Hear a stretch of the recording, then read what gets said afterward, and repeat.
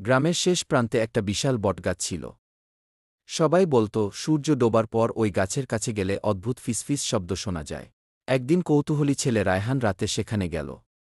হঠাৎ সে দেখল গাছের ফাঁক থেকে নীল আলো বের হচ্ছে। আলোটা ধীরে ধীরে মানুষের আকার নীল। ভয় পেও না, কণ্ঠটা বলল।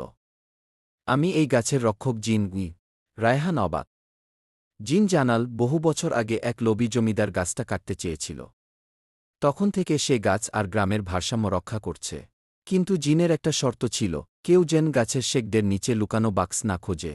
রায়হান কথা দিল। কিন্তু গ্রামের আরেকজন লোভে পড়ে বাক্স খুঁড়তে গিয়ে অদৃশ্য হয়ে গেল। পরদিন শুধু তার কোদালটা পড়েছিল।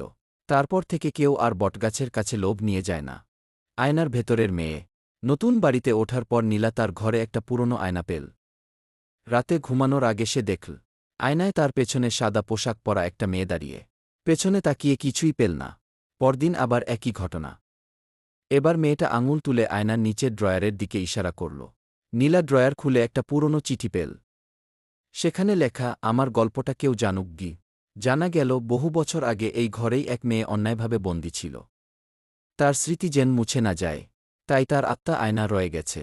চিঠিটা পরিবারের হাতে পৌঁছানোর পর আয়নায় আর কখনও সেই মেয়েকে দেখা যায়নি। ৩ শেষ ট্রেনের যাত্রী।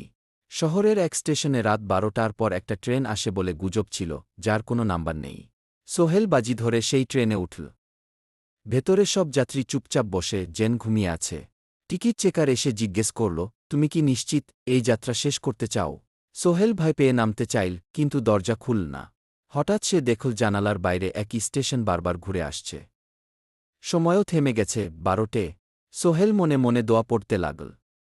ভোরের আজানের শব্দ শোনা মাত্র ট্রেনটা থেমে গেল। সে দৌড়ে নেমে দেখে স্টেশন ফাঁকা। স্টেশন মাস্টার বলল, তুমি বেঁচে ফিরেছ। ২০ বছর পর কেউ ফিরল।